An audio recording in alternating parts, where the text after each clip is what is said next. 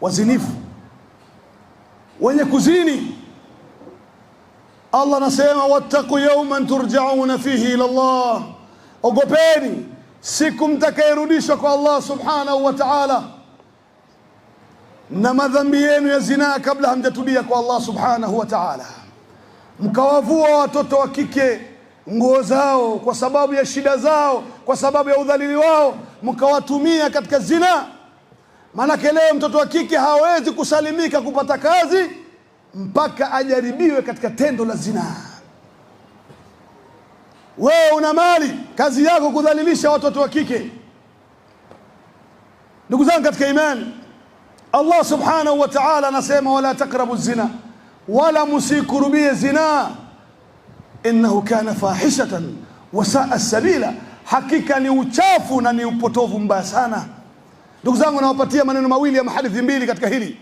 Moja ni hadithi na moja ni athar. Mtume sallallahu alaihi wasallam alipokuwa amekwenda katika Lailatul Isra wal Miraj, au katika riwaya nyingine alikuwa katika usingizi, akaijiwa na malaika wawili, wakamchukua safari ndefu, wakapita wakakutana na matukio mengi tu.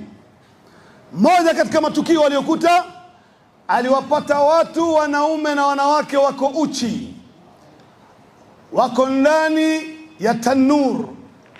Nikisema tanuri labda niwaeleze oven zile za kizamani, chimbwa shimo, moto unawekwa, mikate inapikwa au ni mofa au ineo. Hiyo tanuri hiyo ndani ni pana, kwenye mdomo wake ni dhayiq. Wamejaa ndani watu wanaungua, wanakaangwa kama vile kuku inavyozungushwa katika chipsi. Wanazungushwa, wanaungua, wako uchi, wanapiga ukelele. Jibril akamwambia unawajua hawa ni nani? Mtume akamuuliza Jibril, hawa ni kina nani? Jibril akamwambia haula izuna, hawa ni wazinifu hawa. Na leo vile zinaa imekuwa ni jambo jepesi mtu kuzini. Zinaa iko katika mikono yetu tu, simu yetu, unachagua unayetaka, mwanamke mrefu, mfupi, mweusi, mwekundu.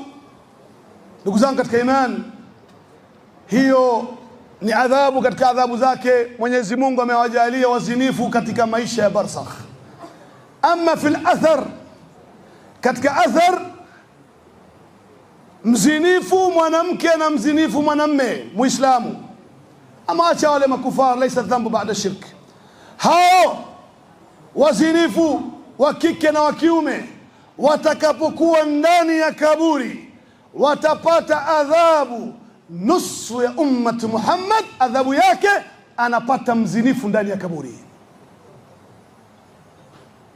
Na watakapoingia katika moto wa jahannam, wa'iyadhu billah, ndani ya jahannam kuna washirikina, kuna wala riba, kuna majambazi, maghiba na namima, wote wako ndani pale.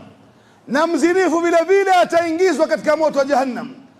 Wale mamujrimini wengine, wazinifu, wala riba na washirikina na wengineo, watakusanyana, watamwambia Mwenyezi Mungu subhanahu wa ta'ala, tuondolee hao wazinifu, tupu zao zinanuka, zinatuudhi, wapeleke katika jahannam nyingine.